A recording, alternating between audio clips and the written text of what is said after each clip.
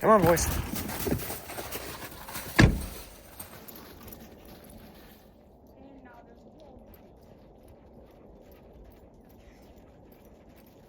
Well, good morning. Welcome to Arrowhead Outdoor Adventures.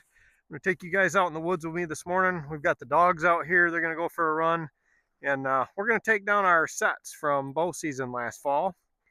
Kind of show you how we saddle hunted last year. Last year was our first year in the saddles, and we kind of did a little bit of a hybrid setup. So we'll show you what we did, and we'll show you some of our sets. So come on.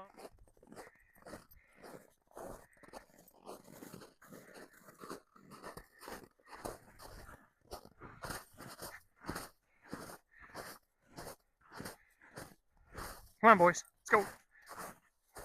Hi, boys. So this is one of our sets from last fall. As you can see, we just put a regular ladder stick in the tree that you would typically use with a tree stand. And then at the top, there are a few screw-in tree steps. And yes, this is private property, so those are legal here. That was our initial setup, was to just use the screw-in tree steps and the saddle. And they're not the most comfortable, but they do work. I shot 2 deer out of this tree stand, which I will insert a picture of each of those deer here in just a second.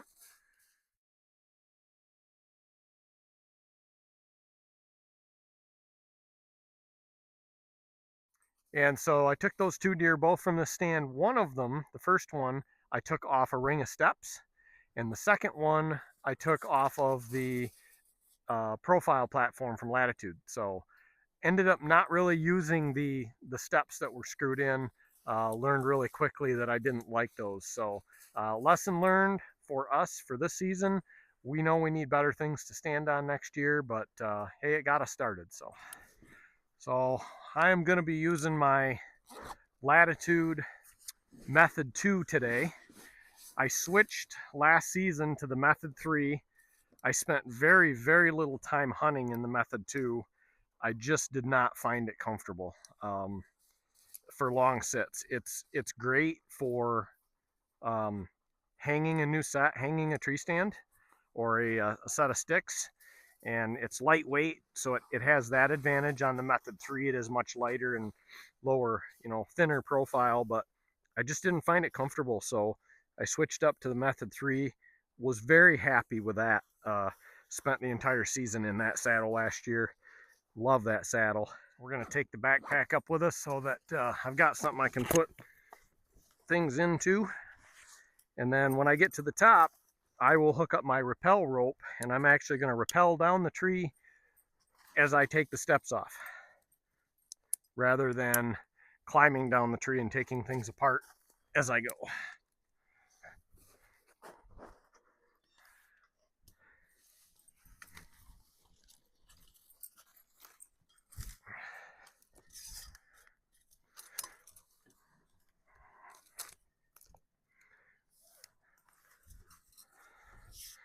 Obviously, it's very important to use your lineman's belt when you're doing this.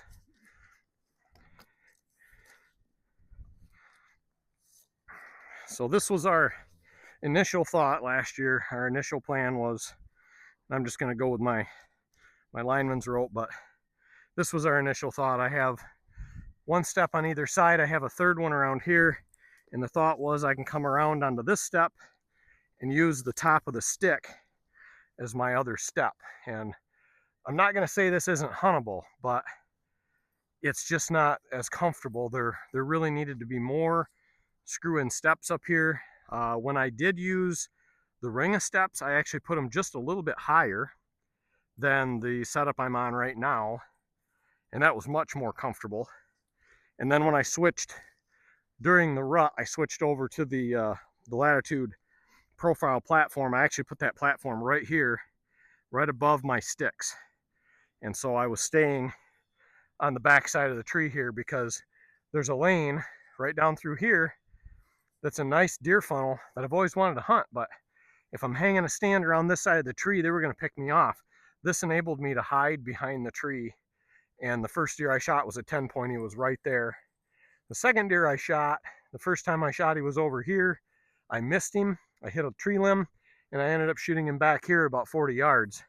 And for that, I was glad I had the profile platform, because I ended up over here kind of with my feet against the side of it, you know, in order to make that shot. So I'm gonna get my backpack off here for a second, and I'm gonna get my rappel line hooked up, and then I'm gonna start taking stuff off the tree and get down out of here. Go ahead and drop my rappel line down behind me. Okay, I do have my Flexi-Ohm tether locker here. I'm going to snap that on. That just keeps tension on my line so that it doesn't loosen up and slide down the tree.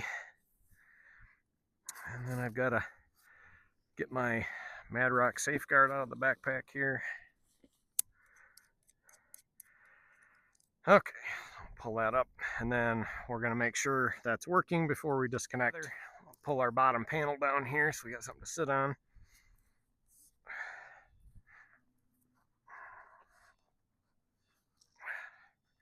There we go. It's now supporting my weight. This is how I store my lineman's rope when I'm not using it. I just kind of daisy chain it all up. And then clip it back onto my loop. And it's out of the way. So now I'm supported by my tether, or in this case, my rappel line. See if I can get this cheap hook out of this tree, Steve, without it breaking. Nope, it's coming right out of there. Okay, I think I just had the two up here. Okay, now, before I go any further, this bit me one time last year, and it only has to do it once and you won't forget it. You need your throw line attached before you start your descent.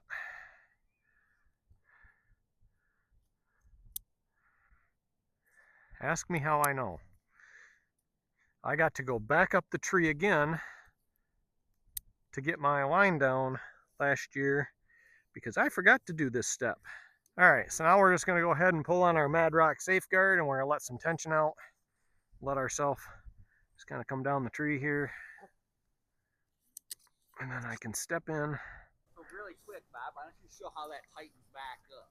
So how I tighten this back up? Yep, you want to get close to the tree. Yep, so you just like a tether, you just grab a hold of the tree and pull up on it. You find that easier than the knot? I find this a lot easier than the knot. It's way simpler. Yep.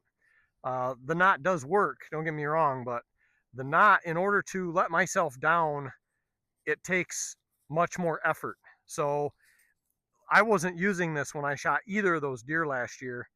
And had I been, the second deer, the one I missed, I needed to get lower to make the shot, and I tried to force the shot, and that's why I hit the tree branch. I could have simply let down, held onto my bow with my right hand, come over here and just very nice and easily come down, and then made my shot. I was fiddling around trying to lower myself and just wound up torquing my body, made my form horrible, and I shot under the deer. So I do find this easier. I also run a Kong duck on my tether when I'm not using my rappel line. The Kong duck is very easy to adjust to bring yourself up like this is, but you don't have the benefit of letting yourself down like this with the Kong duck. The only way you can do this is with a descender. Not that you can't do it, it's just you can't do it this easily without a descender. I mean, it's 2024 bow season. When we came out here in 25 to take the stands down and stuff, I used a similar setup to this. I was still using the Prusik knot, but I was using one of our safety lines, lifelines. I was hanging off of a lifeline with my saddle, you know, to take things down, and it just makes things so much safer. You're not trying to hang onto the tree and just use one hand to take steps out and stuff. So these saddles, you know, there's more benefit to a saddle than just hunting out of it. Just prepping a tree, even if you decide you want to use a tree stand, a lot of benefit to it. Like right now, I'm able to come out here and kick this step with my foot to break it free. I never would have been able to do that before. Okay, so that is all of our tree steps. bow hangers and whatnot. Go ahead and put the backpack back on. So, like I say, this is a very traditional tree stand setup. We just didn't hang a tree stand at the top. We used a tree saddle. Yep. And so if you're considering saddle hunting and you're like, gosh, you know, it's so expensive to get into. It is. It really is. It's not cheap. And if you want to try one, you can certainly just go with the saddle and still use all of your traditional, you know, tree stand hanging setups. Just don't hang the tree stand. Hang your sticks so that you put yourself on the back side of the tree, so to speak, or, you know, at least the side of the tree that you want to be on to hide. And the saddle, you know, it comes in and out of the tree with you, so you can say invest in what, maybe 5 sets of sticks and 1 saddle, you know, and you're taking the price of the tree stand out of the equation then, because you just prep 5 trees with 1 saddle is where you would have needed 5 tree stands.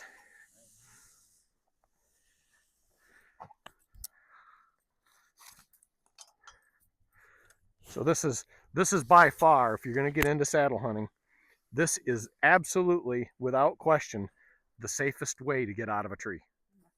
Rappel.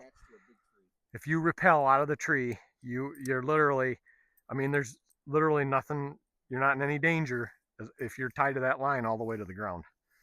So this is the part, this is the part here that will get you in trouble, and what I forgot to do one time last year.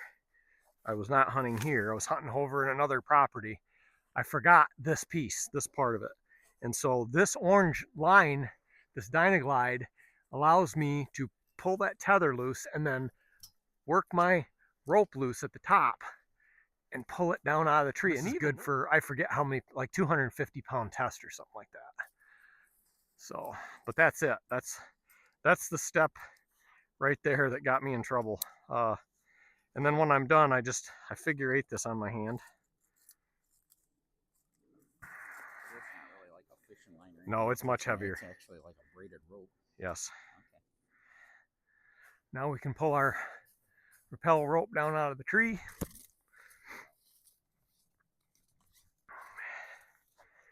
We can real quick wrap this up.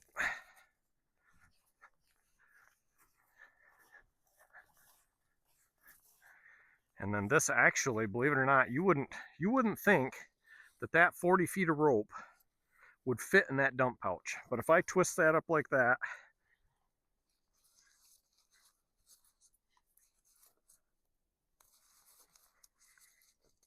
that's why the dump pouch is on the right side on the other saddle. I'm right-handed. There you go. 40 feet of rope in your dump pouch. And just a heads up, FYI, for those that are looking, they do make a couple different styles of dump pouches. There is a very narrow profile one that he is using, and they make a wider one, kind of like what I have. My dump pouch is a little bit wider version. Latitude does sell both. They do. So this setup here, we stole a page out of John Eberhardt's book. So if you follow John, he tells a story about years ago when he did what he calls one of the most arrogant things he's ever done in bow hunting. And that was a friend of his, and forgive me, John, if I mess up the details of the story a little bit, but a friend of his was talking about a deer stand that he kept getting busted by a couple of does. He was after a certain buck, and these does came in every night. I believe it was back when you could bait, and he was hunting a bait pile, but don't quote me on that. And so anyway, the guy tells John, I'm never going to get this buck because this doe's always in there. And John says, do you want me to kill her? And the guy's like, how are you going to do that? He goes, I'm asking you, do you want me to kill her? He says, yes. So John goes out, climbs in this guy's stand, goes up the tree higher, and comes around the back side of the stand with a saddle, ends up killing the doe. So this ladder stand has been here for 2 seasons. We knew the deer knew it was here and they were avoiding it. So we left it last year, but didn't hunt the stand. Instead, you'll see a climbing stick up there. I put a saddle setup up there, and I sat up and behind the stand. Now, I didn't shoot anything out of this tree stand last year, but it was really fun to sit in it and to see the deer go by and look at the stand, and they didn't know I was there because I was on the back side of the tree. So thanks for the idea, John. So this one's a little different because you're climbing a ladder, and then you get so high and you've got to tether into the tree and switch over to a different climbing method. So you just want to be extra cautious if you're going to set something like this up, because it is a little more dangerous.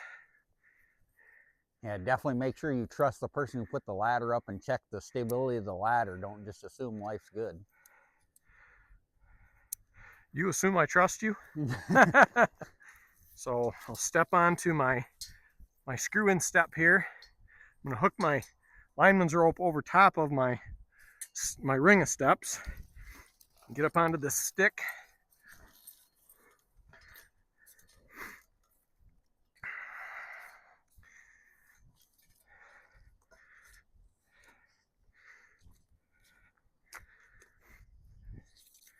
And so this would have been my hunting position, and I did end up using a platform here, the Latitude platform.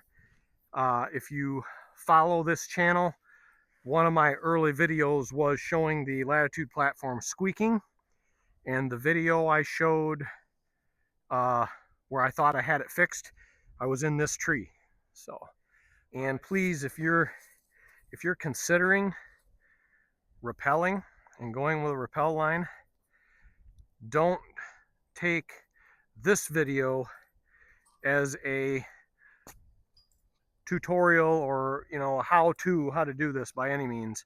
There are far better videos out there to watch to learn how to do this safely than what I'm doing right now. And I'm just kind of throwing that rope over the other side of the stand because that's the side I'm gonna descend. You want to go on and watch Greg Staggs with Staggs in the Wild. He's got some excellent footage. He's who I watch to learn how to do this.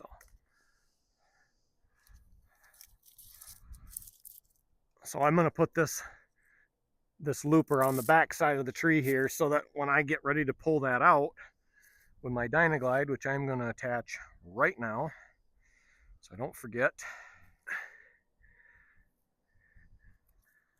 Dogs are having a blast today out in the woods with us. This one was not easy to create, man. This took some thinking to get up above it, but we did it. It did. I'm almost a little bit bummed that I didn't hunt it more for as much time as it took to set it up.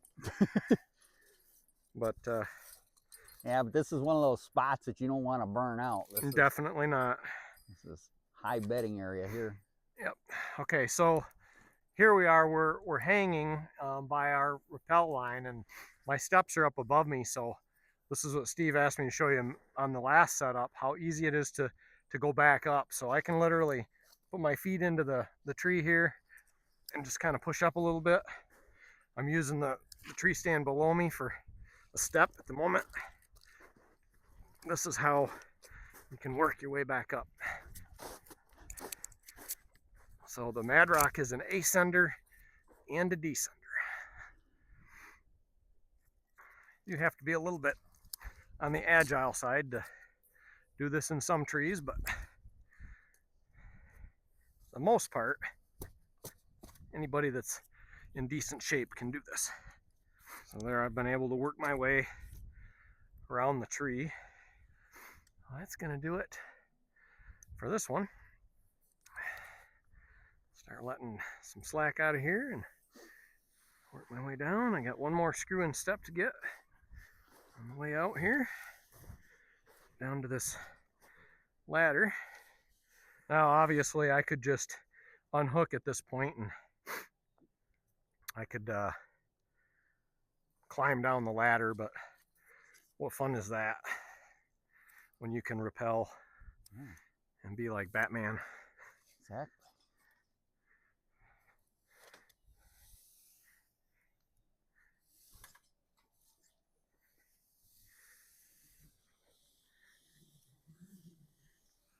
Well, not the conventional 3 points of contact for a ladder, but yeah.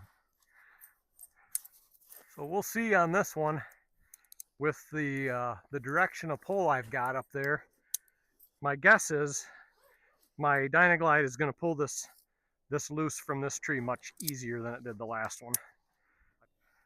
You'll see here when I bought this, I had a loop put in the end of it when I bought it. That's for a bow hoist. So if you're using this to go up the tree and you're one sticking, that can be your bow haul line as well. So all right, let's give it a pull. We'll pop our own tether locker loose, give it a yank, down she comes. And there we go.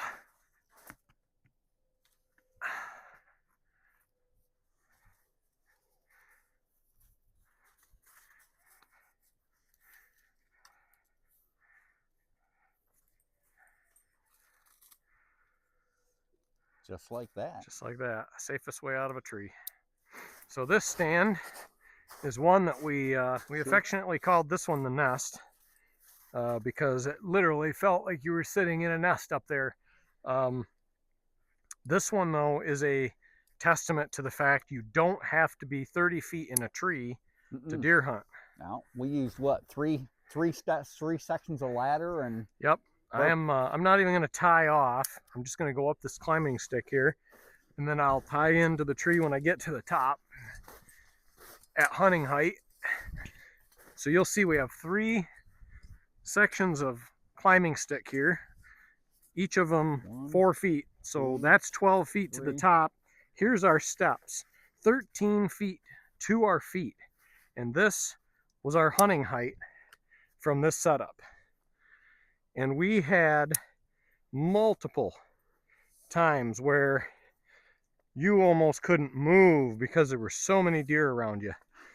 Now that can be good and bad, obviously. Definitely. For us, a lot of times we found it was bad because it just had so many deer under you. And a lot of times they were does. So it did make it a little tricky. Obviously, early season with the foliage, this was perfect because you were tucked up in here. You were totally hidden. Late season, you really had to watch it because you stand out. So it's not that wide of a tree, but you know, looking at me right now, yeah, all you can see is your feet. You don't see much of me. Nope. And so if the bow's hanging here and you come around the side to make your shot, it's just a great little spot. We didn't kill anything out of it, but it wasn't for lack of effort. I think if we set it up next year, it'll be an early season spot and then stay out of it. Yep. Now another thing you'll notice here is you'll see a bow hanger on this side and then another bow hanger on this side. Steve and I are opposite shooting hands, so that's the other advantage to the saddle. You can set one tree up and it's ambidextrous, so to speak. You might need multiple means to hang a bow, but you don't have to worry about, okay, I'm sitting facing away and my tree stand is set up for me to shoot this way, and it totally messes the other guy up that needs to shoot the other hand. No, one shooting lane is totally universal.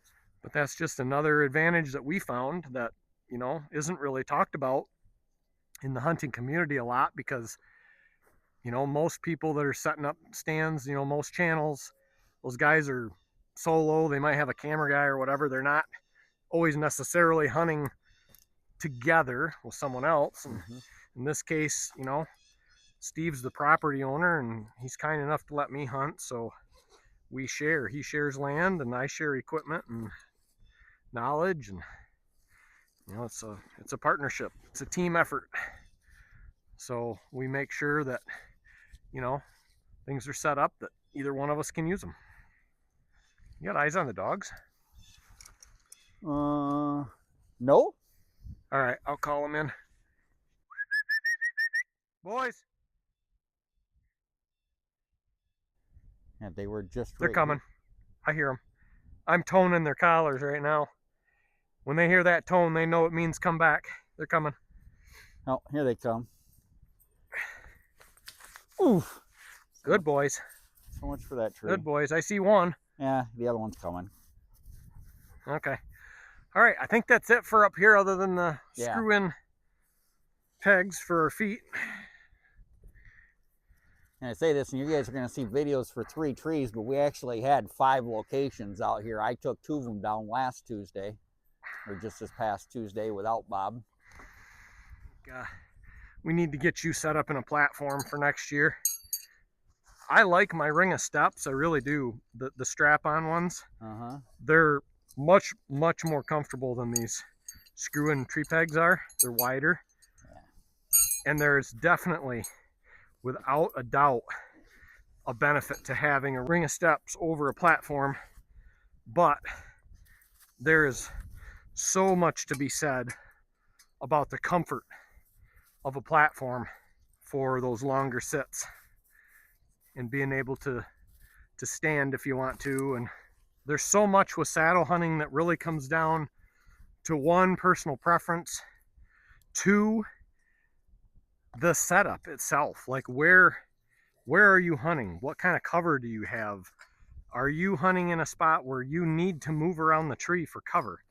Or are you just simply replacing a tree stand with a saddle setup, you know?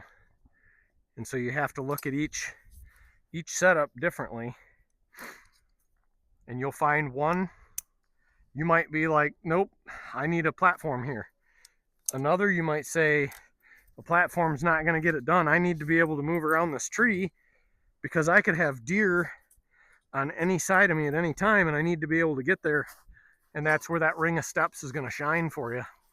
So to say that there's one single means of saddle hunting or climbing a tree, or, you know, whether it's platform or steps, or there's just so many options, and there may be one that fits everything you want.